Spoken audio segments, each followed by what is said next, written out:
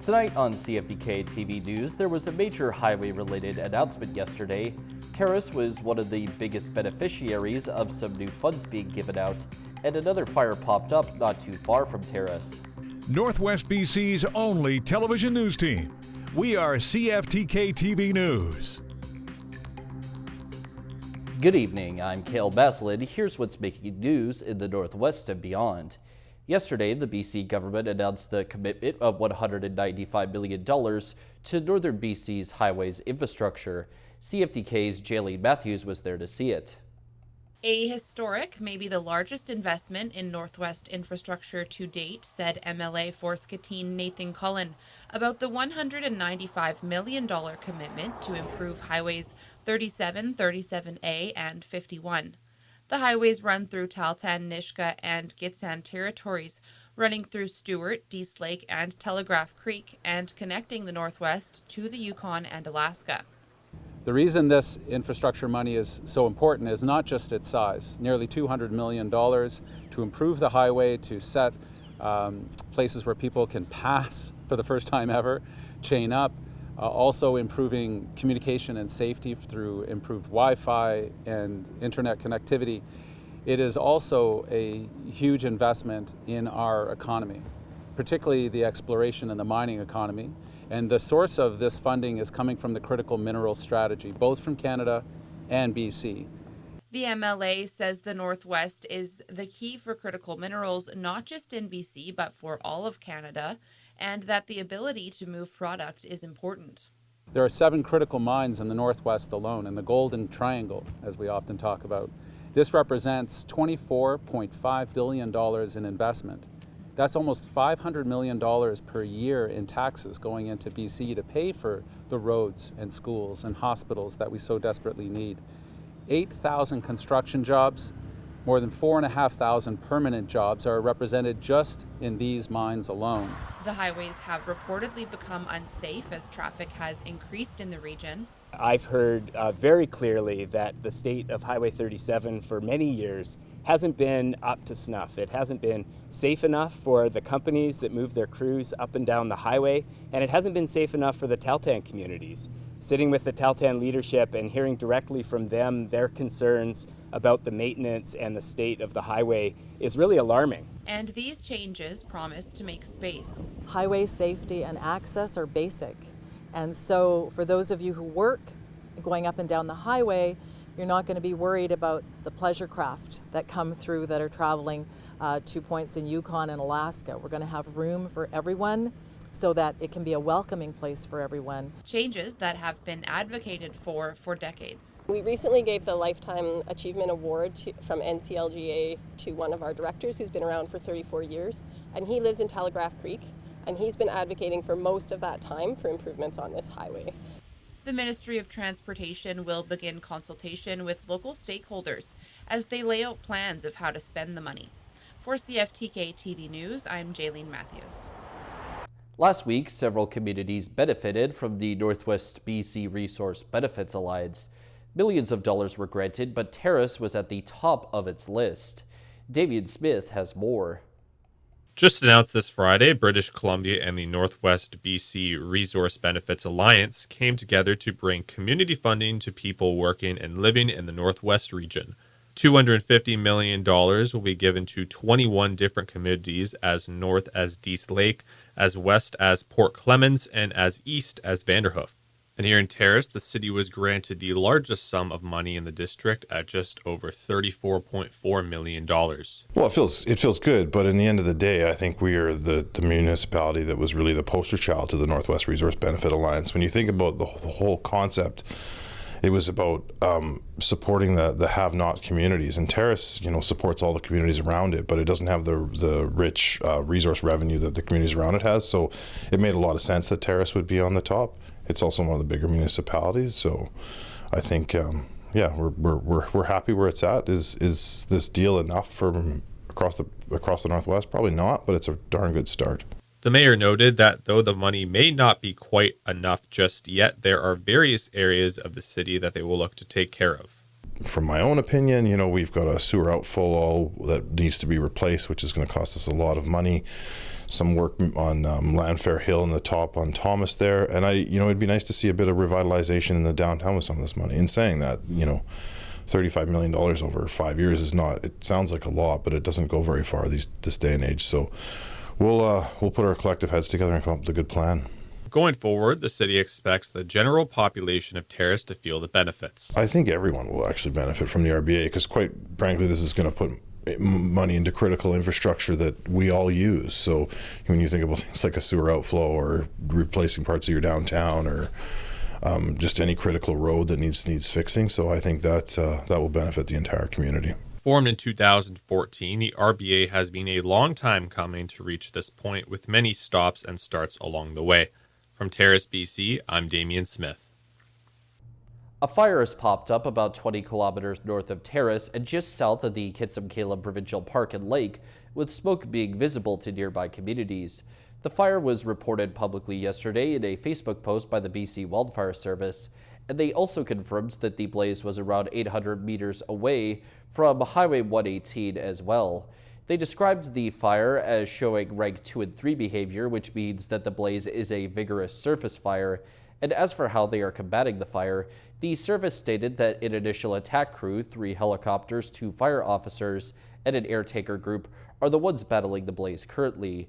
The fire covers about 5 hectares currently, and updates about it can be found on the Wildfire Service's website. Coming up next is a look at the fire conditions across all of BC. Welcome back. We continue with growing wildfire risks as hot and dry conditions persist across much of BC. Many fires ignited over the weekend and Monday, including one disrupting traffic in the eastern Fraser Valley. A fire forced eastbound traffic on Highway 1 down to a single lane, with thick smoke billowing from the hillside. The fire is super visible from the highway, and I understand that there have been some impacts to traffic in the area. That may change on and off as response continues. The fire is burning east of Chilliwack in the Popcom area. Local firefighters are working alongside the BC Wildfire Service using large water bladders, tanker trucks, and a helicopter. The fire is classified as human-caused and is burning directly beneath these power lines. Several nearby areas lost power around the time the fire started. Lightning sparked dozens of new fires in the province over the weekend, many of them in the southern interior, including one near Merritt. The green hills now are becoming brown very quickly. So we're very cautious that if you are in here recreating, if you've got dirt bikes, make sure there's spark arresters on them. Do not throw your smoking consumables out the window. A season that began with more fire activity in the northern part of the province has now begun a southern shift. We're starting to see more ignitions pick up in the southern half of the province as we see continued and extended hot and dry weather and more lightning moving through that leads to more of those ignitions. Vancouver has had no measurable precipitation since July 3rd, and Environment Canada suggests we may not see any for the rest of the month. In the southern interior, expect thunderstorms, but not necessarily rain. Some of those, unfortunately, because of the kind of air mass we're in, will be dry thunderstorms. So they'll generate lightning, but no rain will hit the ground. The impact of the lack of rain is now clearly visible with burnt out grass and dead plants in Metro Vancouver. But officials say for now, no major concerns loom over the water supply. CTV's Ben Nesbitt has that story. After a wet spring, the rain has gone away for the first half of July. While there's no signs of precipitation in the forecast for the near future, Metro Vancouver officials say our water supplies are in good shape for now. With each passing day, the obvious impacts are visible with burnt out grass and plants. Level 1 lawn watering restrictions are currently in place. Last year, all lawn watering was eventually suspended in August. It's unclear for now if that will happen again this time around. Metro Vancouver says the reservoirs are currently within the normal range, but officials are still urging residents to preserve. I think that we're in good shape, but that doesn't mean we don't have to be careful going forward and to make sure that we're conserving water and using the water that we have wisely. Here in West Vancouver, they're stepping up their water conservation efforts. The district says the newly renovated Seawalk Garden will soon feature drought-tolerant plants, reducing the reliance on irrigated turf, typically much more difficult to maintain under water restrictions. The garden is expected to open at the end of the month. Metro Vancouver says it expects that reservoir levels will continue to drop just like they do every summer, but are confident, at least for now, that extremely low levels will be avoided. Ben Nesbitt, CTV News, West Vancouver. Turning to tonight's weather, the North Coast should see some mainly cloudy conditions at a low of 13 degrees. The Terrace-Kitimat area is set to see a few clouds of their own, plus a low of 6 degrees. And the Bulkley Valley and Lakes District will more than likely get only clear skies at a low down at 7 degrees. On the North Coast, the upcoming week is likely to deal with almost entirely rain and clouds, but with possibly a little sun and a high that shifts from 19 to 17 degrees. In the Terrace-Kitimat area, the week for them will deal with some rain plus clouds, but a bit more sun too, as their high bounces from 24 to 31 degrees. And in the Bulkley Valley and Lakes District, the next week or so should see even more sun, albeit not without any of the rains and clouds too, as the high moves between 31 and 26 degrees. Checking out the highways now, visit Drive BC for the latest and up-to-date conditions, and as always, drive safe out there. On Highway 16, there is utility work, bridge maintenance, construction work, and electrical maintenance. Highway 118 has some bridge construction. Highway 37 has some paving operations, mowing, roadside brushing, and maintenance. And there is some limited visibility on the Nishka Highway. And this is what the roads were looking like this afternoon around the region from the view of the province's highway cams.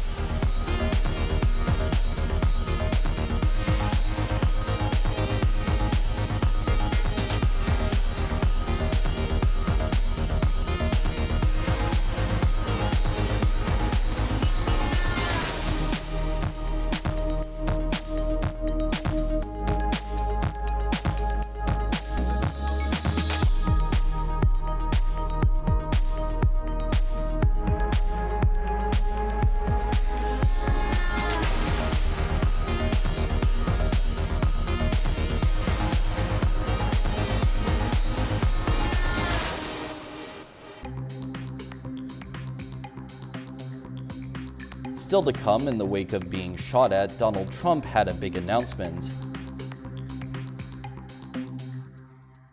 Welcome back. Just a couple of days after he was shot at, Donald Trump was in Milwaukee for the Republican National Convention, where he selected his running mate. CTV's Joy Malbon has more on the fallout from the attempt on Trump's life. Donald Trump is here in Milwaukee making a big splash, announcing his vice presidential pick will be Ohio Senator J.D. Vance. Meanwhile, FBI agents were at the home of the suspected gunman Thomas Matthew Crooks, who shot at former U.S. President Donald Trump during a campaign rally in Pennsylvania. Late this afternoon, a national security briefing at the White House on the attempted assassination.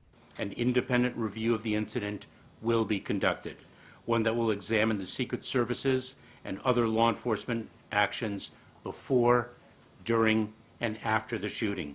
The FBI says the 20-year-old gunman appeared to act alone, armed with a semi-automatic rifle, as he crawled onto the roof of a building near the stage. Police found several possible explosive devices in his car and at home. Law enforcement sources say the shooter's rifle was purchased legally by his father in 2013. What investigators have not found is evidence of mental illness, a criminal record, or any links to extremist groups. They're still searching for a motive. For those attending the Saturday rally, it is a scene they won't soon forget. I watched mothers shield their children from bullets. According to the FBI, the gunman fired multiple rounds from a rooftop roughly 150 meters away outside the secured perimeter. A Secret Service sniper positioned just behind the stage killed the shooter. But now it is the Secret Service forced to answer questions about security failures. Director Kimberly Cheadle saying in a statement, the Secret Service is working with all involved, federal, state, and local agencies to understand what happened, how it happened, and how we can prevent an incident like this from from ever taking place again. U.S. President Joe Biden has ordered an independent review, and Republican lawmakers vowed swift investigations. And a big legal win for Donald Trump today. A Florida judge dismissed the classified documents case against the former president, saying that the special counsel did not have the authority to prosecute the case. All this just hours before the start of the convention. Even Donald Trump was said to be surprised. Joy Melvin, CTV News, Milwaukee. Now for more on the assassination attempt of Donald Trump, the FBI is conducting interviews and examining the shooter's electronics and photos and video taken at the rally.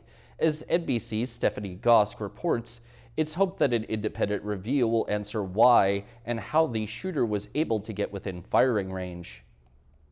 Grainy video shows the shooter, Thomas Crooks, moments before he fired an AR-15 style rifle at Donald Trump. Someone's on top of the roof. Look. He does not go unnoticed.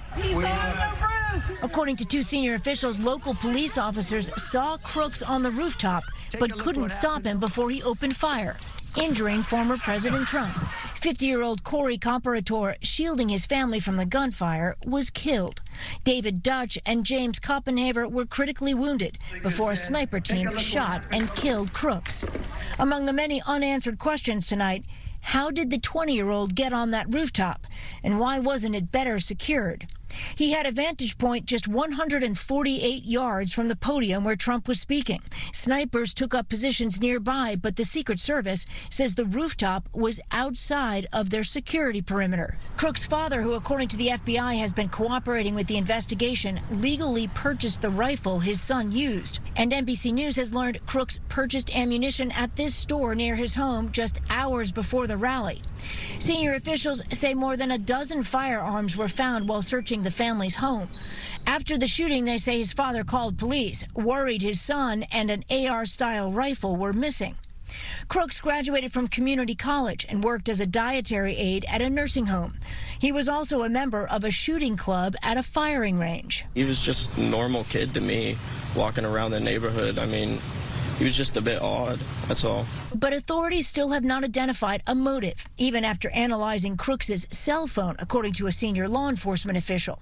While the small rural town of Butler struggles with what happened here. Right now, I think it's more the feeling of numbness in the city. The attempted assassination is raising questions over security for Canadian politicians and whether increased measures are needed. As CTV's Judy Trin explains, the issue dominated discussion at the Premier's Summit in Halifax. Premier forward. Like all premiers, Doug Ford arrived in Halifax with his own security detail, along with the extra protection provided by conference organizers. I have confidence in my security detail, but no matter where you are in the world, and you're a leader, you have to be conscious of your surroundings. Take a look at what happened. After the attempted assassination of Donald Trump on the weekend, politicians of all stripes are reassessing the layers of protection around them. Look, I think all of us are going to have to do a reflection on what our current security is and whether it's going to be adequate. At the federal level, Public Safety Minister Dominic LeBlanc has received a briefing from the RCMP and CSIS about the threat level. LeBlanc would not provide information about security measures, but since the COVID pandemic, more politicians are getting their own protective detail.